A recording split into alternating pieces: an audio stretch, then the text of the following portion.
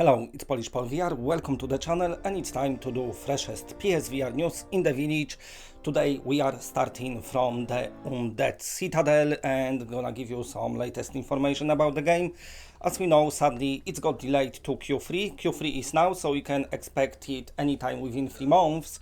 But it looks like it might be end of Q3 because the developers posted that update, and what they did in this update, they basically managed to rework the physics system, something what people complained about when they showed this gameplay video, which is probably not like accurate now, because new physics system adding weight to not only the weapons but also environments and the enemies. It looks great in action, they showed some GIFs, looks very good, but also it indicates that the game might be in Q3, but maybe just towards the end of it. Nevertheless, with what they're doing about the Undead Citadel, it looks awesome. Regarding PlayStation VR version, they said this physics system gonna work the same, just with few optimizations. So it looks like all you see in the videos, it's all what you're gonna get on PlayStation VR. Looks like they optimizing this game very nicely. Many people are hyped for it, of course, just like for Head Split Arena and the Swordman. This is another game with this physical fighting system, which is pretty cool. This one got proper levels, what you're progressing through. It's got proper story mode, voice acting, so it looks very nice. Of course, it's gonna use move controllers, but also if you got 3D ruler, dust it off because that will use 3D ruler as well. Okay, moving on to the next story, and we're gonna talk about Alvo, and this is another game which kind of got troubles with being released. They had few more setbacks, but not too bad. Basically, they have to go through some extra steps before Sony's final quality assurance. I think before the pandemic it was alright, the game was going straight to final quality assurance, but now what's happening is everything is back to normal, so they need to apply for some extra bits and bobs, which is a bit annoying because the developers are pretty confident they are ready to go, so we just have to wait for Sony to help them out, so hopefully they will do it. Also, they posted some updates about the game itself, and it looks like we up for some nice gameplay treats. They showed us some dogs, and those dogs you'll be able to use in combat, and also they show off some drones, which looks like you'll be able to fly them as well. I don't know if they be automatic, you just be deploying them or flying them as well, no idea.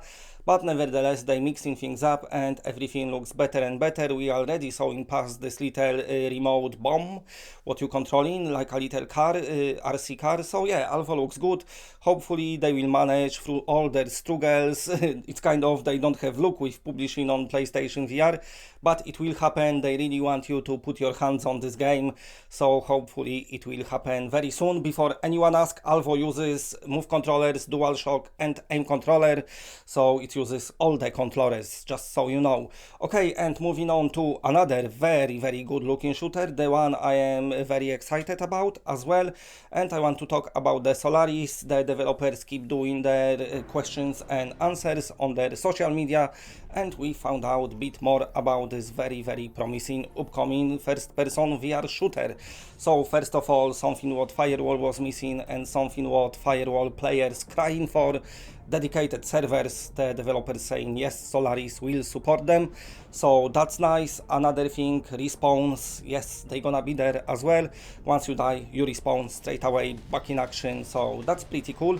And when it comes to movement options, they mixing things up a bit as well. You can run, you can jump, but also what I didn't saw in VR shooter ever done, you can slide as well. I suppose that's gonna be pretty cool mechanic, sliding on your back and then shooting your opponents. Sliding worked great in the Sargento VR, so I hope it's gonna work similar in this first person shooter. So far the developers of Solaris and Alvo as well do everything right, so we've got some awesome upcoming shooters on the horizon. Okay, and another game I want to talk about is Mars Odyssey, finally out on the PlayStation Store. It's been out on disc before, it had very horrible reviews from the people who reviewed it, but now it's out on the store for $9.99, so super cheap, not expensive at all, but also, you know, don't expect too much. It's a short experience with very simple mechanics, but for people who want to go to Mars, maybe you will like it, I don't know, but make sure you watch reviews first. Okay, and let me remind you, you can support me on Patreon, patreon.com/PolishPolVR. From just $1 you can help this channel tremendously. Okay, if you like what you're seeing, then please press a like because it does help the channel a lot, and if you're new to the channel and are not subscribed, then subscribe. It's always better when it's more of us. And that's it, bye.